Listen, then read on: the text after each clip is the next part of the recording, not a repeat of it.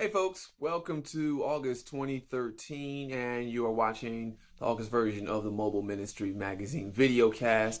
As you can see what's going on behind me right now, I've got the Google Chromecast in effect, and I'm going to go over a little demo of that later, but I wanted to talk a little bit more about sharing content from your mobile device because that's a question that, a lot of people have. A lot of missionaries want to know how to do it. A lot of street evangelists want to know how to do it, and a lot of people want to just know how to give content.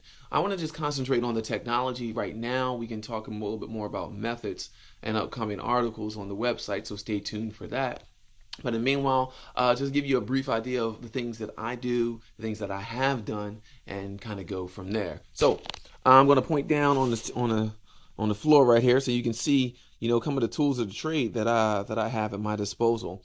First off, and I'll scratch the board from what you can see right there, is these items here. These all actually came with my Nokia N8. This is a phone that I used to own. I've since given it away. But the Nokia N8, really impressive device. It had a special kind of USB port, a version B of a USB port that enabled me to connect into it other items. This here is a USB on-the-go cable. So you can see the one side is the micro USB piece where the phone goes into the phone, and this side was for regular USB peripherals. So I could plug in keyboards, I could plug in mice, I could plug in hard drives into it, and then be able to display inside of the device those kind of content. So things like your USB memory key or a 2 gig drive, those are things that I could use. I had this cable here. Now you see this side, HDMI. This side here, micro or mini HDMI. So I could actually plug into a TV or a projector that had an HDMI output. As you can see, I do have my HDMI cable because that's part of my tools of the trade for that. But this, again, enabled me to be able to connect to other devices very easily. And then here we had our regular micro USB cable, so that, see our mail cable here, and then our regular micro USB here, so I can connect again into other devices and be able to share that content with those devices. Those are some of the things I use with my N8, and I need to go ahead and find my way to Jamie Centeno and End of Light Ministries, who has that N8, and give those the rest of these tools so they can go ahead and use it.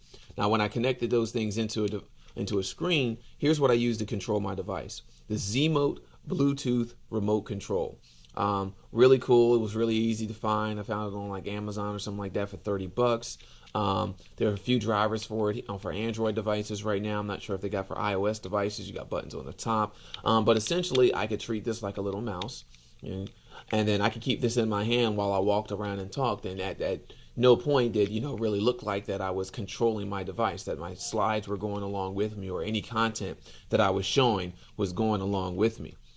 Now, I can't do that now. Like I said, I don't have that N8 anymore. I can still use that Bluetooth remote control, but these days, this is what I use to plug in. I go back a little bit. I go backwards in tech a little bit. An RBG connection on this end, 3.5 that goes into my mobile on this end here, and that allows me to be able to put my content of my Nokia N9, which is my current phone, onto any screen. A lot of mobile devices, at least in the last few years, were using this ability to connect. Really simple, really cheap to find the cables, really effective means of being able to get audio and video onto a projector or a TV screen. Very simple. Or if you had, an extra appendage like I have right here, I can be able to push that into a VGA port. Unfortunately for me, this little piece of the dongle never seemed to work very well, but I've always had the other means of connecting as a bit of a backup to that.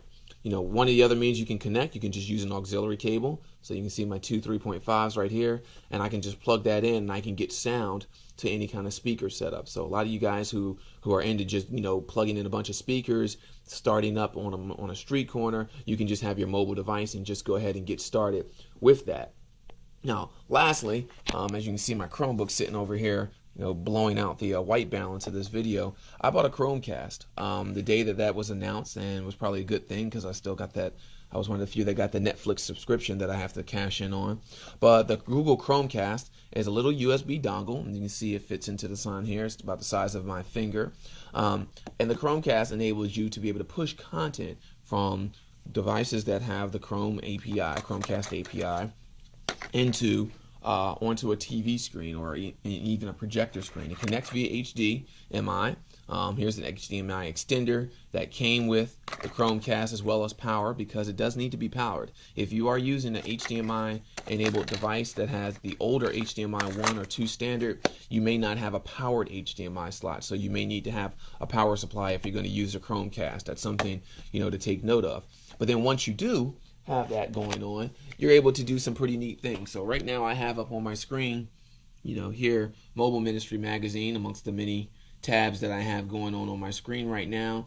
And then by just clicking on the Chromecast extension inside of Chrome, I'm able to push my content, bam, to the TV. Now this works, the Chromecast extension actually works with any content that's in your web browser. So you can conceivably get away with pushing anything that you have inside of a Chrome web browser to the TV. Now, as I told my mother, because I thought she looked at this and thought I was kind of wild and thinking this way, but she has a Roku, and her Roku's not really serving her the way it could, because she doesn't have the broadband connection nor the patience to deal with some of the issues there.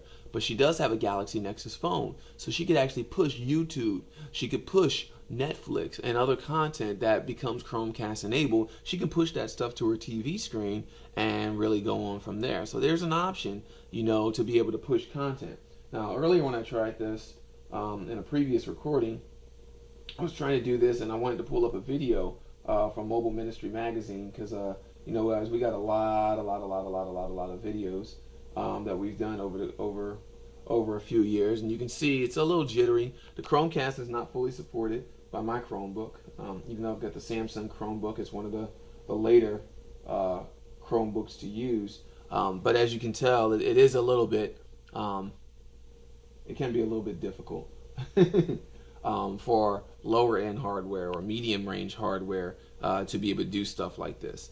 That being said, it can be, pretty advantageous and pretty simple for you if you decide that you want to shift content from your mobile device to a large screen. Antoine Wright from Mobile Ministry Magazine.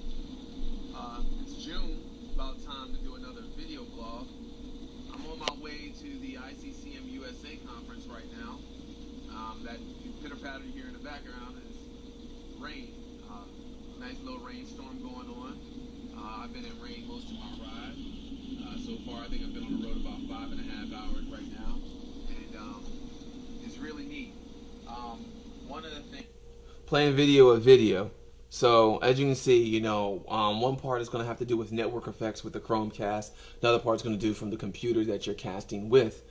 From there, that's going to determine whether this is going to be a good solution or not. But that being said, the Chromecast is a pretty good idea for a lot of you who are looking at shifting content and you have availability of a decent amount of power plus a projector type system for small medium size audiences. For those of you who are looking to cast content in a different way, definitely look up the item How to Share Content from Your Mobile Devices from Mobile Ministry Magazine's website, mobileministrymagazine.com. There's a few articles on there that talks about how we shared content at the ICCM conference that you just heard on the video, as well as how folks have done things like SD card evangelism with the kiosk evangelism and the Digital Bible Society and other groups who are really looking to share content from one to another. And don't just think of this for a media item. Some of you guys who have distributed offices and you get together, you can use your digital screens as a big whiteboard, and somebody can use a program like Idea Flight on the iPad to be able to share content from one device to several others. So look at your options. Your devices today have a lot more power than you give them credit for. Your workflows might have to change, but then that's when we start talking about reasons why you would share content from a mobile device rather than sharing content from a central computer or a central server that you may or may not have control or domain over. So that being said, thank you for tuning in. It has been about 8 minutes or so you know how we cut it off at about this mark. You are listening to Antoine Wright of the Mobile Ministry Magazine.